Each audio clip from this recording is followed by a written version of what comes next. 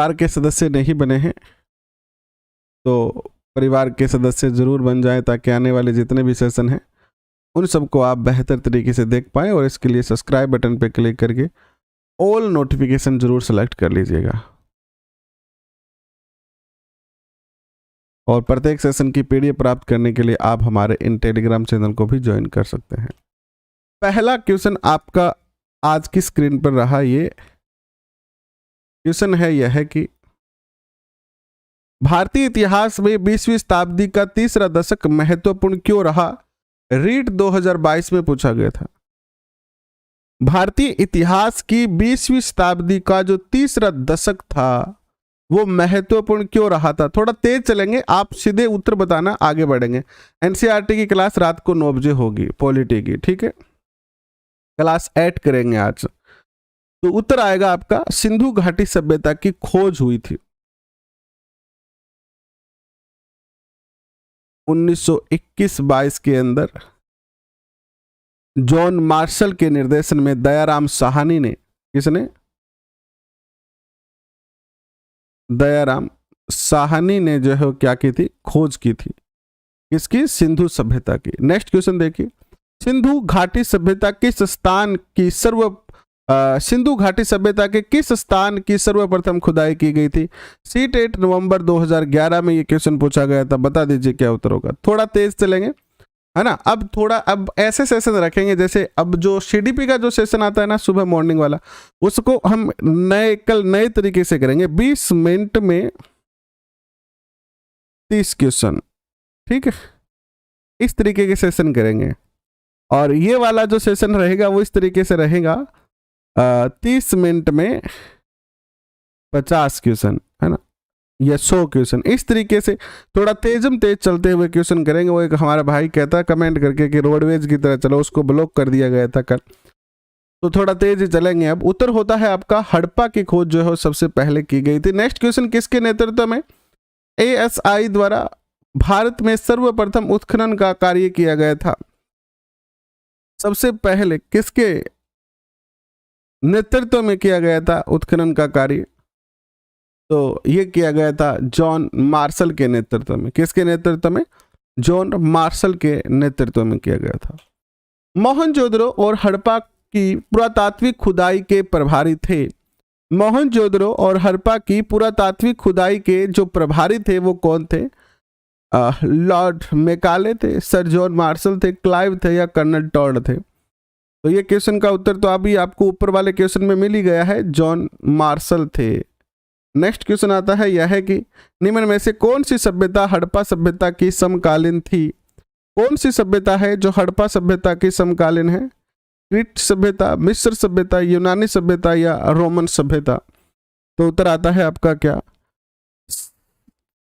हड़प्पा सभ्यता के समकालीन जो सभ्यता है वो है कौन सी? मिस्र की सभ्यता। मिस्र के अलावा आपकी और जो समकालीन है वो है कौन सी? अन्य और कौन सी सभ्यताएं हैं? जैसे कि सुमेर की सभ्यता। सुमेर की सभ्यता भी इसके समकालीन है। यानी ऑप्शन मान लो अगर अलग आते हैं तो आप बता सकते हैं। एक आता है मेसोपोटामिया की सभ्यता। कौन सी आती है? मेसोपोटामिया की सभ्यता। और जितने भी क्वेश्चन करेंगे हम आपकी जो रीट का नया 2022 का सिलेबस है उसके अकॉर्डिंग करेंगे। जितने भी टॉपिक है रीट 2022 में SST के, उन सभी टॉपिकों के क्वेश्चन इसमें जो है वो शामिल किए जाएंगे। नेक्स्ट क्वेश्चन देखिएगा, आपके स्क्रीन पर आता है, हड़प्पा संस्कृति के अभिलेख मुख्यतः किस वस्तु पर बने मिले हैं? हड़प्पा सभ्यता के जो अभिलेख है वो कौन सी वस्तु पर बने हुए मिले हैं? रीट एग्जाम 2016 में ही पूछा गया था ये क्वेश्चन। और उत्तर आता है आपका क्या? बता दीजिए फट से। उत्तर आता है आपका मोहर। मोहर जो होती है ना, सिक्के, मोहर के ऊपर हमें जो है अभिलेख मिले हैं लिखे हुए। नेक्स्ट क्वेश्चन देखिए, आपके स्क्रीन पर आता है यह है कि मिस्र किस सैंधव स्थल से अग्निकुंड के साक्ष्य मिले हैं? निम्न में से सैंधव स्थल, किस सैंधव स्थल से यानी किस सिंधु घाटी सभ्यता स्थल से अग्निकुंड के साक्ष्य प्राप्त हुए हैं? एवरीडे 3 बजे, रोजाना 3 बजे ये सेशन होगा, याद रखना। तो हमें जो अग्निकुंड के साक्ष्य प्राप्त हुए हैं वो प्राप्त हुए हैं कालीबंगा से। कहां से प्राप्त हुए हैं? कालीबंगा से जो है वो प्राप्त हुआ है। और एक और क्वेश्चन पूछा जाता है कि कालीबंगा हनुमानगढ़ के किस दिशा में है। ये है हनुमानगढ़ आपका, ठीक है। हनुमानगढ़ की किस दिशा में है कालीबंगा, तो हनुमानगढ़ के दक्षिण पश्चिम में, यानी हनुमानगढ़ के यहां पर है कालीबंगा, ठीक है। कालीबंगा याद रखना, ये क्वेश्चन पूछा गया है, दक्षिण पश्चिम में ये स्थित है, याद रखना। नेक्स्ट क्वेश्चन देखिए आपके स्क्रीन पर आता है, यह है कि हड़प्पा स्थल जहां से भूकंप जैसी किसी प्राकृतिक आपदा के प्राचीनतम प्रमाण प्राप्त हुए हैं। हमें हड़प्पा सभ्यता के किस स्थल से भूकंप के साक्ष्य प्राप्त हुए हैं। भूकंप के जो साक्ष्य हमें प्राप्त हुए हैं वो कहां से प्राप्त हुए हैं, तो भूकंप के साक्ष्य जो है वो हमें कालीबंगा से ही प्राप्त हुए हैं, ठीक है। क्योंकि कालीबंगा में जब उत्खनन किया गया तो देखा गया कि यहाँ की जो दीवारें हैं उनमें दरार आई हुई है, दरार, और उन दरारों से पता चलता है कि शायद यहां पर जो है भूकंप आया होगा। नेक्स्ट क्वेश्चन आता है, किस हड़प्पा कालीन इमारत को सर जॉन मार्शल ने विश्व का एक अद्भुत निर्माण कहा है। जॉन मार्शल ने किस हड़प्पा कालीन इमारत को विश्व का अद्भुत निर्माण कहा है, तो ये भी आप बता सकते हैं आसानी से। किसको कहा है, वृत्त स्नानागार को कहा है। नेक्स्ट क्वेश्चन, निम्न स्थानों में से किस स्थान पर सिंधु घाटी सभ्यता के संबंध विख्यात वृषभ मुद्रा प्राप्त हुई है, बताइए। मोहनजोदड़ो से प्राप्त हुई है वृषभ मुद्रा।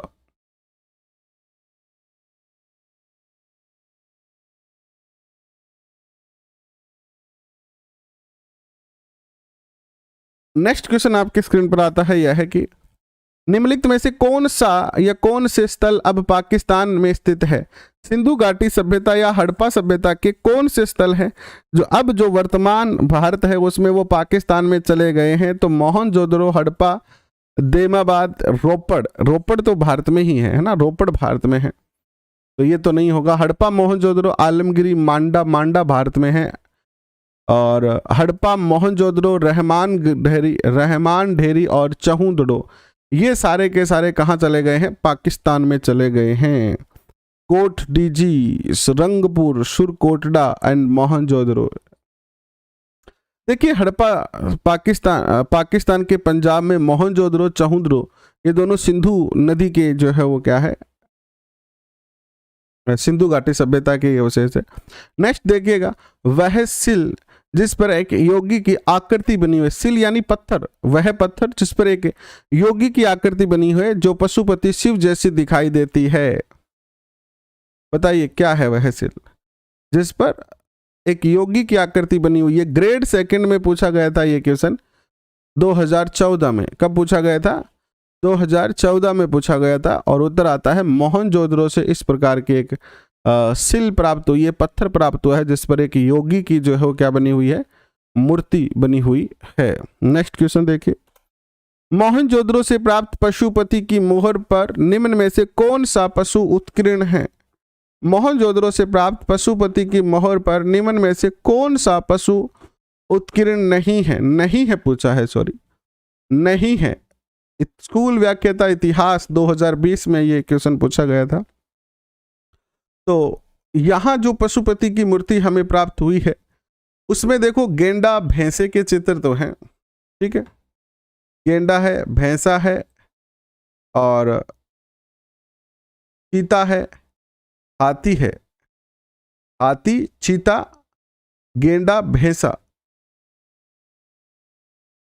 बट यहां पर क्या नहीं है, बैल नहीं है। क्या नहीं है जी, बैल की जो है वो प्रतिमा यहां पर नहीं है। नेक्स्ट देखिएगा आपके स्क्रीन पर आता है, यह है कि हड़प्पा सभ्यता से प्राप्त पशुपति मोहर संबंधी निम्नलिखित कथनों पर विचार कीजिएगा। यह मोहनजोदड़ो से प्राप्त हुई थी, इस पर योगी की मुद्रा में एक मानवीय आकृति का चित्र था, मार्शल ने इस आदि शिव की संज्ञा दी, और 6 प्रतीकों वाला एक चित्रात्मक अभिलेख इस मोहर पर उत्कीर्ण हुआ है।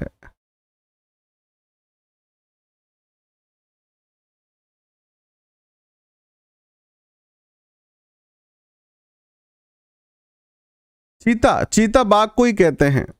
चीता किसको कहते हैं? बाघ को ही चीता कहते हैं। लिखा हुआ है ना, देखो ये जो मूर्ति है ना, आप पूरा पढ़ते नहीं है ध्यान से। ये जो मूर्ति है, मान लीजिए इस तरीके की एक मूर्ति है।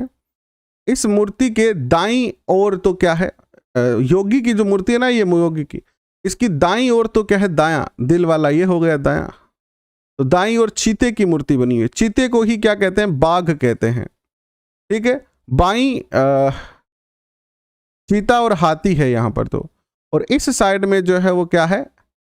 गैंडा है और भैंसा है। तो इसमें ये तो तीनों हो गए, बट बैल नहीं है। तो प्लीज पूरा देखें, पूरा समझे और फिर सही उत्तर की ओर चले। चीता और बाघ एक ही होता है भैया, है ना। चीता और बाघ क्या होता है? एक ही होता है। तो यहां पर उत्तर क्या होगा? 14 नंबर में 14 का जो उत्तर होगा वो बताइए आप। तो उत्तर होगा आपका, इसमें उपरोक्त सभी बातें ही क्या है? सही है।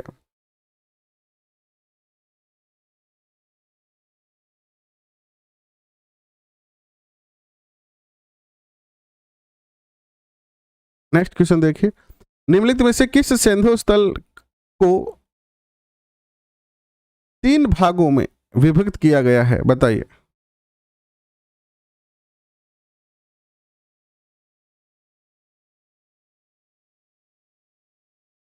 धोलावीरा को, धोलावीरा को किया गया है। इसके 3 जो है वो चरणों का हमें पता चला है, 3 भागों का पता चला है। धोलावीरा का उत्खनन हुआ था 1990 में। कब हुआ था? 1990 में इसका जो है उत्खनन हुआ था। किसने किया था? RS विष्ट के निर्देशन में। किसके निर्देशन में? RS विष्ट के निर्देशन में हुआ था। नेक्स्ट देखिएगा, निम्न में से किस हड़प्पाकालीन स्थल से एक सूचना पट अभिलेख का साक्ष्य मिला है? किस हड़प्पाकालीन स्थल से एक सूचना पट अभिलेख का साक्ष्य प्राप्त हुआ है? तो ये हुआ है धोलावीरा से ही। नेक्स्ट क्वेश्चन आता है आपकी स्क्रीन पर, यह है कि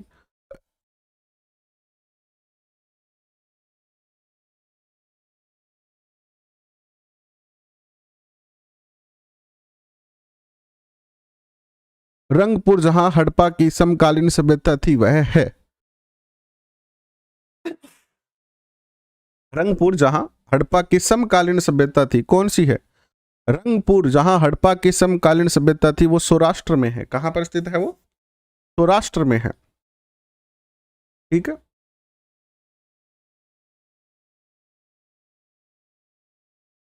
नेक्स्ट क्वेश्चन देखिएगा, आपके स्क्रीन पर आता है, सर्वप्रथम मानव ने निम्न धातु का उपयोग किया। सबसे पहले मानव ने कौन सी धातु का उपयोग किया था? किस धातु का उपयोग मानव ने सबसे पहले किया था?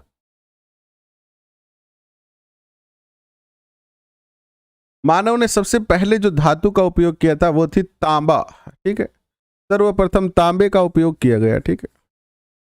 इसीलिए तो आप पढ़ते हो ना, ताम्रयुगीन सभ्यता, ताम्रयुगीन सभ्यता। नेक्स्ट क्वेश्चन, किस सैंधव स्थल से मिट्टी के हल का मॉडल मिला हुआ है? कॉलेज लेक्चरर हिस्ट्री से यह क्वेश्चन पूछा गया था। कॉलेज लेक्चरर हिस्ट्री में यह क्वेश्चन पूछा गया था। हल, मिट्टी का हल कहां से प्राप्त हुआ है? ये तो आप अच्छी तरह से जानते हो, बनवाली से। बनवाली कहां पर है? हरियाणा में है। आप में से कई बच्चे हरियाणा से हैं तो आप जानते होंगे हिसार। हिसार जो डिस्ट्रिक्ट है उसमें एक स्थान है फतेहाबाद। फतेहाबाद के अंदर एक नदी बहती है जिसे अब वर्तमान में तो क्या कहते हैं? वैसे ये नदी तो सरस्वती है लेकिन इसे घग्गर नदी कहते हैं। घग्गर नदी के नाले के पास जो है वो ये सभ्यता स्थल प्राप्त हुआ है जहां हल और बढ़िया किस्म के जौ के दाने प्राप्त हुए हैं यहां से। ठीक है। नगेंद्र जी कैसे हैं आप? बहुत बहुत स्वागत आपका। सिंधु घाटी के लोग निम्नलिखित में से किस पालतू पशु से परिचित नहीं थे? कौन से पालतू पशु से ये परिचित नहीं थे? बताइए। सिंधु घाटी के लोग कौन से पालतू पशु से परिचित नहीं थे?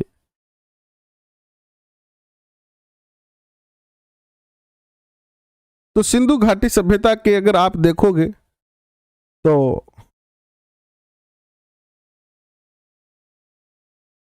हमें घोड़े के चित्र कहीं भी प्राप्त नहीं होते हैं, तो यहाँ के जो लोग थे वो घोड़े से परिचित जो थे वो नहीं थे।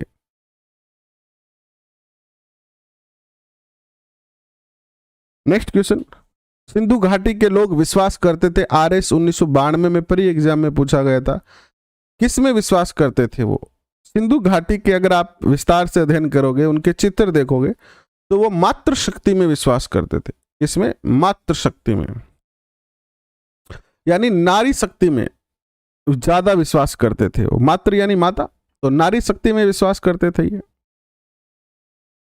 और एक मातृ देवी का चित्र भी यहां से जो है प्राप्त हुआ है ना। लेखन कला की उचित प्रणाली विकसित करने वाली सर्वप्रथम प्राचीन सभ्यता जो थी वो कौन सी थी? लेखन कला की उचित प्रणाली विकसित करने वाली सर्वप्रथम प्राचीन सभ्यता जो थी वो कौन सी थी? लेखन कला हमें प्राप्त होती है सुमेरिया से। कहां से? सुमेरिया से। सुमेरिया सभ्यता के लोग जो है वो विश्व में प्रथम लिपि के आविष्कार थे। ये भी क्वेश्चन पूछा जा सकता है कि विश्व में प्रथम लिपि के आविष्कारकर्ता कौन थे? तो भी आपका उत्तर क्या होगा? सुमेरिया। ठीक है, नेक्स्ट क्वेश्चन देखिए, सिंधु घाटी सभ्यता का बंदरगाह था जेल पहरी 2018 में पूछा गया था, बताइए सिंधु घाटी सभ्यता का जो बंदरगाह था वो कौन सा था? तो सिंधु घाटी सभ्यता का जो बंदरगाह था वो था लोथल। और लोथल कहाँ था? गुजरात के अंदर था। ठीक है, गुजरात में। तो उत्तर क्या सही हो जाएगा आपका? 3 नंबर। नेक्स्ट क्वेश्चन, इसको क्या कहा जाता था? गोदीवाड़ा भी कहा जाता था, है ना। बंदरगाह का नाम हिस्ट्री में गोदीवाड़ा भी दिखाया गया है ना। गोदी, गोदी जहाजों की गोदी, जहां गोदी में आके जहाज खड़े होते हैं। किस हड़प्पीय स्थल से एक साथ 2 फसल उगाने के साक्ष्य प्राप्त हुए हैं? एक साथ 2 फसल उगाने के साक्ष्य कहां से प्राप्त हुए हमें? कि एक साथ 2 फसल उगाई हुई हो, इस प्रकार के जो साक्ष्य प्राप्त हुए हैं वो कहां से प्राप्त हुए हैं? हड़प्पा, रोपड़, बनावली या कालीबंगा? तो कालीबंगा से हमें इस प्रकार के साक्ष्य प्राप्त होते हैं जहां क्रॉस जुताई की गई है ना, 2 फसल बोई गई है यहां पर। निम्नलिखित में से कौन एक हड़प्पा संस्कृति की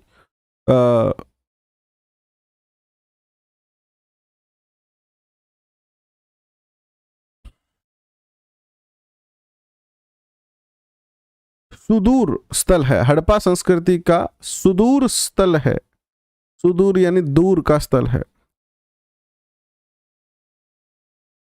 तो सुक्तांगेडोर, है ना, सुक्तांगेडोर। सुक्तांगेडोर जो है वो सुदूर पूर्व पश्चिम में स्थित है। कहाँ स्थित है ये? पश्चिम में, बलूचिस्तान में। बलूचिस्तान अरब सागर के नजदीक व्यापारिक स्थल है और इसका संबंध बेबीलोनिया से था। बेबीलोनिया से व्यापार करता था। सुमेलित करना है, स्कूल व्याख्याता 2020 में पूछा गया था। हड़प्पा, शवाधान R37, लोथल गोदीवाड़ा, कालीबंगा नर्तकी की मूर्ति और मोहनजोदड़ो जूता हुआ खेत। तो जूता हुआ खेत तो अभी अभी आपने पढ़ा है, कहां से प्राप्त हुआ था जूता हुआ खेत?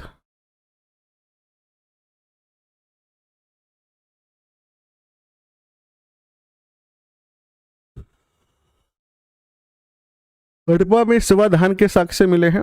लोथल से गोदीवाड़ा यानी बंदरगाह मिला है। कालीबंगा से मिला हुआ जूता हुआ खेत और मोहनजोदड़ो से मिला है नर्तकी की मूर्ति। नेक्स्ट क्वेश्चन देखिएगा, निम्नलिखित को सुमेलित करेंगे आप। बालाकोट, बालाकोट, कोटडा, लोथल। लोथल तो क्या है? बंदरगाह। आप आसानी से याद हो गया होगा, लोथल बंदरगाह है। तो सी में 2 होना चाहिए। सी में 2 और किसी में नहीं है, तो 1 नंबर उत्तर हो जाएगा ये। लो, बाकी मुझे याद नहीं है, बस एक याद था। एक से भी क्वेश्चन सही हो सकता है, एक से भी क्वेश्चन सही हो सकता है। वो किस्मत की बात है। देखो, इसमें किस्मत अच्छी थी अपनी तो बाकी ऑप्शन मिले नहीं, बाकी आप थोड़ा याद रख सकते हैं कि जो बालाकोट था, बालाकोट शिप उद्योग के लिए प्रसिद्ध था, और शुरकोटड़ा जो था वो कलश समाधान के लिए प्रसिद्ध था, लोथल बंदरगाह के लिए, और चहुंदड़ो जो था वो मनको के कारखाने के लिए प्रसिद्ध था, मन के होती। नेक्स्ट, हड़प्पा सभ्यता की उत्पत्ति के संदर्भ में निम्नलिखित में से कौन सा जोड़ा सही नहीं है? उत्पत्ति के संबंध में सही नहीं है ये बताना है, आप बताएंगे उत्पत्ति के संबंध में क्या सही नहीं। एक बार सारे बच्चे जो है वो अपने दोस्तों के साथ शेयर जरूर कर दे सेशन, थोड़ा सा अपना प्रेम जाहिर कर दे।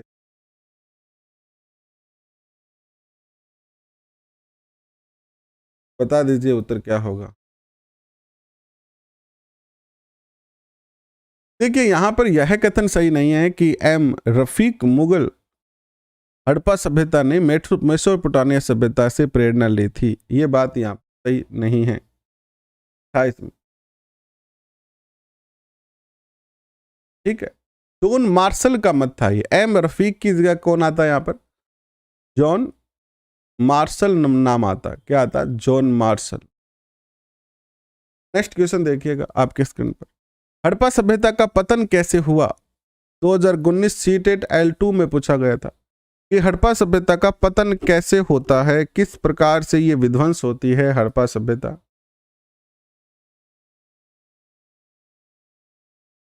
ऐसा लगता है कि शासकों का नियंत्रण समाप्त हो गया, जंगलों का विनाश हो गया, सभ्यता के पूरे क्षेत्र में बाढ़ आ गई या संभवतः नदियां सूख गई थी।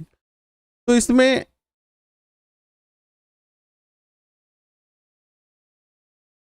ऑलमोस्ट तो सभी है ना, सभी है इसमें तो, लेकिन यहां पर ये 4 माना गया है, ये एक ऑप्शन सही माना गया है, ये भी सही माना गया है। सभ्यता के पूरे क्षेत्र में बाढ़ आ गई थी, ये बात सही नहीं मानी गई है, और संभवतः नदियां सूख गई थी, ये भी सही माना गया, क्योंकि पूरे क्षेत्र में जंगलों का विनाश हो गया था। जंगलों का विनाश होना इसको कारण नहीं माना गया। ठीक है, नेक्स्ट देखिएगा, लगभग 3900 वर्ष पहले आरंभिक नगर हड़प्पा और मोहनजोदड़ो कई कारणों से समाप्ति की कंगार पर आने लगे। निम्नलिखित में से कौन सा उन कारणों में से एक कारण नहीं है? अब यहां पर देखिए कौन सा एक कारण है जो उन कारणों में से नहीं है।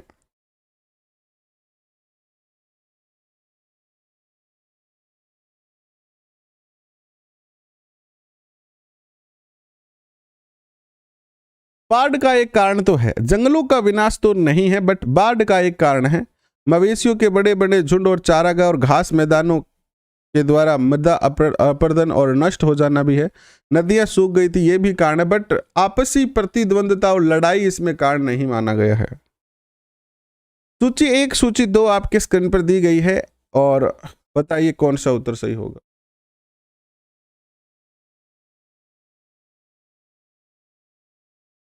सिंधु सभ्यता, सिंधु घाटी सभ्यता हम पढ़ रहे हैं, और अब आता है वैदिक सभ्यता। वैदिक सभ्यता, सूची 1 और सूची 2 को सम्मिलित करना है आपको और सही उत्तर बताना है। बताइए, ऋग्वेद, सामवेद, अर्थवेद और यजुर्वेद।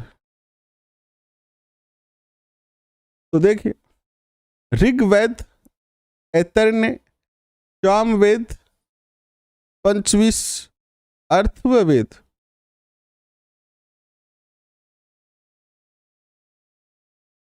गोपत और यजुर्वेद सप्तक। 3 नंबर उत्तर सही करोगे।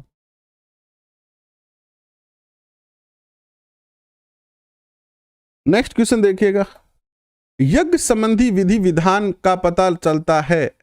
यज्ञ संबंधी विधि विधान का पता चलता है, कहां से पता चलता है? RS पर ये एग्जाम 99 में पूछा गया था, और यजुर्वेद से हमें पता चलता है। इसमें से कौन सा वेद रागों अर्थात मेलोडीज अर्थात संगीत से संबंधित है? संगीत से संबंधित वेद जो है वो आप सब जानते हैं, कौन सा है बताओ फटाक से। संगीत से संबंधित जो वेद है वो है सामवेद। सामवेद। निम्नलिखित ब्राह्मण ग्रंथों में से कौन सा ब्राह्मण्य ग्रंथ सामवेद का ब्राह्मण्य ग्रंथ नहीं है? सामवेद का ब्राह्मण्य ग्रंथ नहीं है?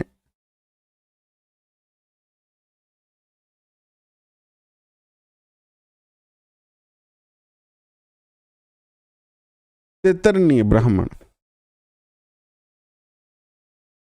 निम्नलिखित में से सबसे प्राचीन क्या है? इनमें से कौन सा वेद सबसे प्राचीन है? सबसे प्राचीन कौन सा है? सबसे प्राचीन है ऋग्वेद। कितना है? प्राचीन है ये, सबसे प्राचीन, सबसे पहले इसी की रचना हुई। ऋग्वेद के किस मंडल में पुरुष सूक्त मिलता है? ऋग्वेद में टोटल 10 मंडल है। कुल कितने मंडल है? कुल मंडल 10 है इसमें। और कुल सूक्त कितने हैं इसमें? सूक्त है 1028।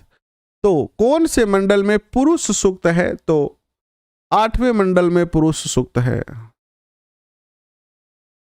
निम्नलिखित में से कौन सा ग्रंथ वर्ण व्यवस्था की उत्पत्ति के वैदिक सिद्धांत की पुष्टि करता है? वर्ण व्यवस्था के उत्पत्ति के वैदिक सिद्धांत की पुष्टि जो करता है वो कौन सा करता है? वो करता है ऋग्वेद। कौन सा वेद करता है? ऋग्वेद करता है। ऋग्वेद के विषय में निम्नलिखित 3 कथनों पर विचार करेंगे आप।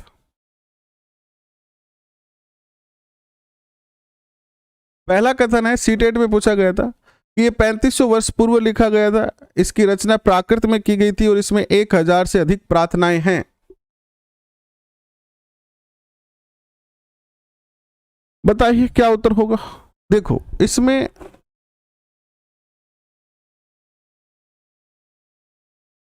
इसे 1000 से अधिक प्रार्थनाएं हैं, तो 1028 प्रार्थना है, ये बात तो सत्य है, बट इसकी रचना प्राकृत में हुई थी, ये गलत है। और ये 3500 वर्ष पहले लिखा गया था, ये भी गलत है। तो यहां पर जो है 4 नंबर उत्तर सही होगा। नेक्स्ट देखिए, ऋग्वेद की मूल रचना रिक्स्तान भाषा में की गई है। ऋग्वेद किस भाषा में रचा गया है? सीटेट 2014, फिर सीटेट 2018 और अब रीट 2022 में पूछा जाएगा कि ये संस्कृत भाषा में क्या है? रचा गया है। ऋग्वेद की मूल भाषा क्या है? संस्कृत है। निम्नलिखित में से कौन सा वेद गद पद में लिखित है? गद और पद में लिखित है मूल वेद। कौन सा वेद गद पद में लिखित है? गद भाग और पद्य भाग दोनों में लिखित है। यजुर्वेद दोनों में लिखित है। नेक्स्ट देखिएगा, गीता है, रीट 2011, गीता है। गीता महाभारत का एक भाग है, पार्ट ऑफ महाभारत। रावी नदी का प्राचीन नाम, नदी से क्वेश्चन पूछे जाने की संभावना बहुत ज्यादा रहेगी। देखिए प्राचीन नाम है इसका पर्युष्णी नदी। कौन सी नदी है? पर्युष्णी नदी। जैसे सतलज नदी का पूछा जाए आपसे, सतलज का है सतुर्दी नदी। क्या नाम है? सतुर्दी नदी। रावी का प्राचीन नाम है पर्युष्णी नदी। और चिनाब नदी जो पाकिस्तान में बहती है वर्तमान में, इसका जो प्राचीन नाम है वो है अस्किनी नदी। और झेलम नदी, झेलम, इसका प्राचीन नाम है वितस्ता नदी। और व्यास नदी का प्राचीन नाम है विपासा नदी। व्यास नदी का प्राचीन नाम बता सकते हैं? व्यास नदी का प्राचीन नाम तो अभी अभी तो चर्चा की है, व्यास का है विपासा। नेक्स्ट क्वेश्चन, उत्तर वैदिक काल में आर्य संस्कृति का केंद्रीय स्थल था। रीट 2016। उत्तर वैदिक काल में आर्य संस्कृति का केंद्रीय स्थल जो था वो कौन सा था? गंगा यमुना 2 आब क्षेत्र। ये गंगा नदी, ये यमुना नदी, और इसके बीच का जो क्षेत्र है वो 2 आब क्षेत्र कहलाता है। तो ये 2 आब क्षेत्र है। ठीक है। नेक्स्ट क्वेश्चन, न्याय दर्शन का लेखक था। एक क्वेश्चन रह गया। भारत के प्राचीन नगरों का पतन नामक प्रसिद्ध पुस्तक के लेखक कौन है? भारत के प्राचीन पतन, ये जो पुस्तक है इसके लेखक कौन है बताएं? कौन है इस पुस्तक के लेखक? रामशरण शर्मा। रामशरण शर्मा के हिस्ट्री का बुक आता है, आप चाहें तो जब आपका रीट में सिलेक्शन हो जाए और इंडियन हिस्ट्री को आप और ज्यादा पढ़ना चाहें तो इनकी पर्टिकुलर हिस्ट्री की बुक आती, गाइड नहीं बुक। न्याय दर्शन का लेखक था, न्याय दर्शन किसने लिखा था? गौतम ने। निम्नलिखित युग में से कौन सा एक भारतीय सच दर्शन का भाग नहीं है? भारतीय सच दर्शन का भाग नहीं है। झैल पहली परीक्षा में पूछा गया था, और लोकायत और कापालिक जो है वो भारतीय सच दर्शन का भाग जो है वो नहीं है।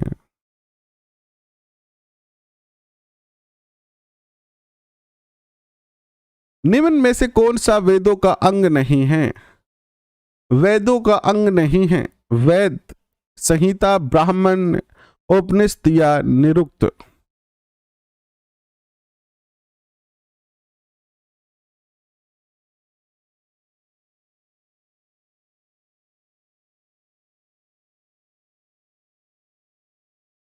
निरुक्त नहीं है। क्या नहीं है?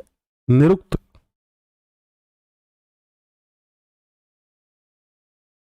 निम्नलिखित में से कौन सा वेदांग का घटक नहीं है? वेदांग का घटक नहीं। RS 2013 pre exam. वेदांग का घटक नहीं है। अलंकार। सत्यमेव जयते का सूत्र वाक्य किस ग्रंथ से लिया गया था? सत्यमेव जयते का सूत्र वाक्य किस ग्रंथ से लिया गया था? Satyamev Jayate. Police constable exam, first grade 2014 exam, UP TET 2013 exam, Delhi police constable 2014 exam, इतने सारे पेपरों में पूछा गया है। अब आपसे रीट में भी पूछा जा सकता है, सत्यमेव जयते सूत्र वाक्य किस ग्रंथ से लिया गया था? आप जानते हैं मुंडक उपनिषद से लिया गया था। किससे लिया गया था? मुंडक उपनिषद से लिया गया था। और ये किसका भाग है? ये मुंडक उपनिषद अर्थव वेद का भाग है। किसका भाग है ये? अर्थव वेद का ही क्या है? ये भाग है, उससे संबंधित है।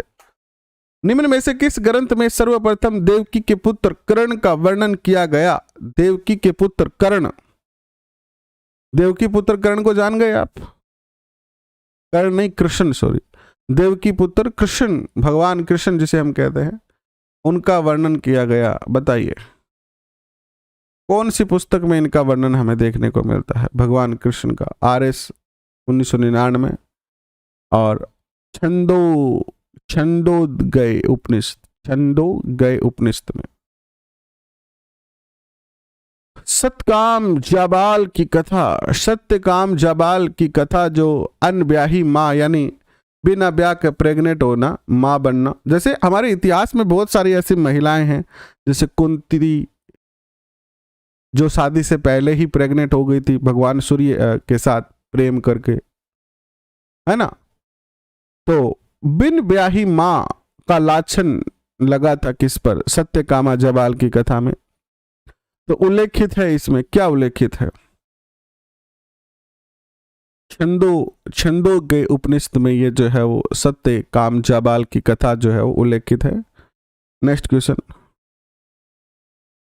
आपकी स्क्रीन पर आता है।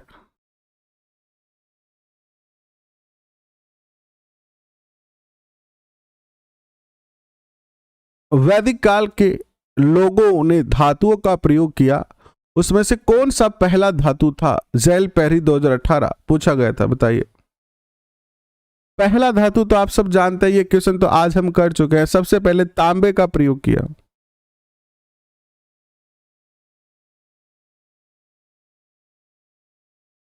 जन्म से पूर्व किया जाने वाला अनुष्ठान, हमारे भारत में हिंदू धर्म में 16 संस्कार है। तो जन्म से पहले जो संस्कार किए जाते हैं, जो अनुष्ठान किए जाते हैं, वो कौन से है? इसमें से जन्म से पहले किया जाता है सीमांतोन्नयन, ठीक है, ताकि बच्चे को बुरी शक्तियों से, भूत प्रेत चुड़ैल डाकण, इनसे बचाया जा सके। है ना, नेगेटिव एनर्जी से बच्चे को बचाया जा सके इसलिए जात कर्म किया जाता है, सीमांतोनयन किया जाता है, सीमांतोनयन। मुझे याद है जैसे जनरली क्या करते हैं कि जैसे जो महिला प्रेग्नेंट होती है उसका जो बेड होता है उसके बेड के नीचे जो गद्दा होता है उस गद्दे के नीचे से कोई लोहे की वस्तु रख दी जाती है, कुछ पूजा पाठ की जाती है। एशिया माइनर के बोजंग कोई अभिलेख में निम्नलिखित वैदिक देवताओं का उल्लेख है। कौन कौन से वैदिक देवताओं का उल्लेख है इसमें? इसमें है इंद्र का, इसमें है मिस्र का, इसमें है वरुण का, इसमें है नासत्य का, है ना, नासत्य। ये 4 देवताओं का उल्लेख मिलता है ये। और बोजंग का लेख जो है वो हमें तुर्की स्थित बोजंग का लेख, तुर्की में ये स्थित है लेख, हमें तुर्की से मिला है ये। नेक्स्ट क्वेश्चन देखिएगा। राजा सुदास जिसके विषय में ऋग्वेद में वर्णन है कि उसने 10 राज्य युद्ध यानी 10 राजा युद्ध किया था, उसमें 10 राजाओं को पराजित किया, किन जन से संबंधित है, यानी कौन से जनपद से संबंधित है ये 10 राज्य युद्ध में शामिल होने वाले राजा सुदास? तो राजा सुदास का संबंध था त्रिशु जनपद से, इनका जो है संबंध था त्रिशु जन से। नेक्स्ट क्वेश्चन आता है, निम्नलिखित में से किस नदी के तट पर ऋग्वैदिक काल में 10 राज्य युद्ध हुआ था, यानी 10 राजा का युद्ध हुआ था, किस नदी के किनारे? कौन सी नदी है ये? परुष्णी नदी है। नेक्स्ट, निम्न में से कौन सा कथन असत्य है? असत्य कथन कौन सा है बताओ? असत्य कथन कौन सा है? वैदिक युगीन समाज में संस्कारों का ह्रास हो गया था? नहीं भाई, संस्कारों का ह्रास यानी कमी, ह्रास यानी कम होना या कमी होना। कमी तो आज हुई है, कलयुग में कमी हो रही है। तो पहला ही कथन गलत लग रहा है, लेकिन फिर भी और पढ़ लेते हैं। वसुदेव कुटुंब की भावना वैदिक संस्कृति की देन है, ठीक बात है। रामायण महाभारत की अपेक्षा लघु ग्रंथ है, ये भी बात ठीक है। और भारतीय समाज में बड़े बुजुर्गों को परिवार का मुख्य माना जाता है, ये भी ठीक है। वैदिक साहित्य में सभा और समिति के अलावा विदथ नामक संस्था का उल्लेख आता है। कहा गया है कि स्त्रियां भी सभा और विदथ में भाग लेती थी। किस वेद में विदथ का उल्लेख सर्वप्रथम आया है? तो विदथ जो है इसका उल्लेख हमें सबसे पहले जो मिलता है वो मिलता है किसमें? ऋग्वेद में। प्रजापति की 2 पुत्रियां थी सभा और समिति, ऋग्वेद में। प्रजापति की 2 पुत्रियों के नाम अभी आपको मैंने बता ही दिए हैं गलती से, लेकिन फर्स्ट ग्रेड 2014 में भी पूछा गया था ये, इस बार रीट में भी पूछा जा सकता है, सभा और समिति। नेक्स्ट क्वेश्चन, डॉक्टर जायसवाल के अनुसार विधाता या विदत परिषद संबंधित थी। एक इंदिरा जी पूछ रहे हैं कि एनसीईआरटी के अलावा कुछ नहीं पढ़े तो भी रीट हो जाएगी।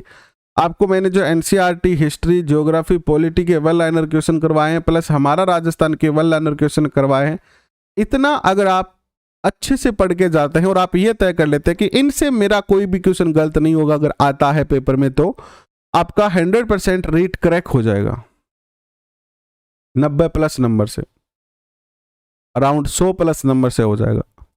उत्तर आता है धार्मिक कार्यों से। नेक्स्ट क्वेश्चन, प्रसिद्ध गायत्री मंत्र किसमें उल्लेखित है? गायत्री मंत्र का उल्लेख कहां से मिलता है? ऋग्वैदिक संहिता से। कहां से? ऋग्वैदिक संहिता से गायत्री मंत्र का उल्लेख प्राप्त होता है।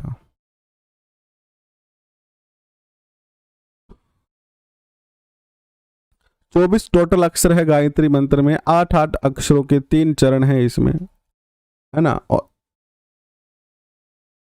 निम्नलिखित में से किस स्रोत में प्राचीन भारत के 16 महाजनपदों का उल्लेख मिलता है?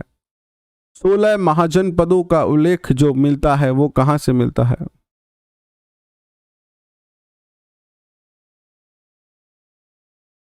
अंगुत्तर निकाय से प्राप्त होता है।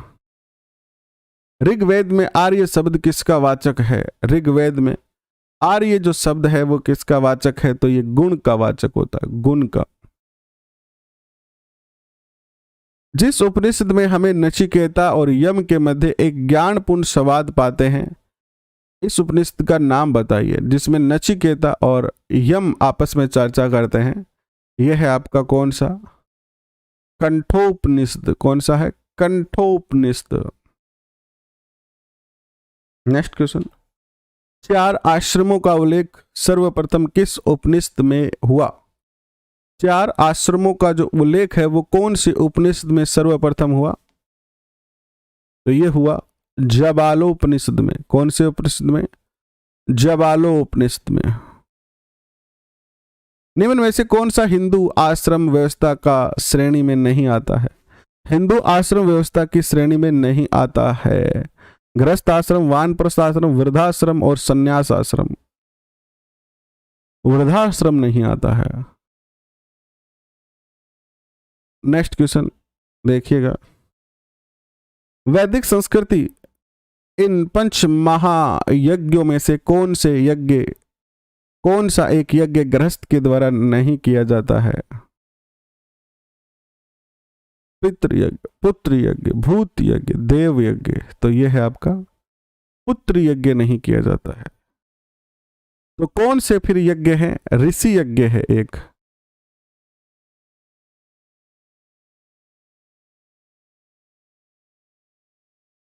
ऋषि यज्ञ है,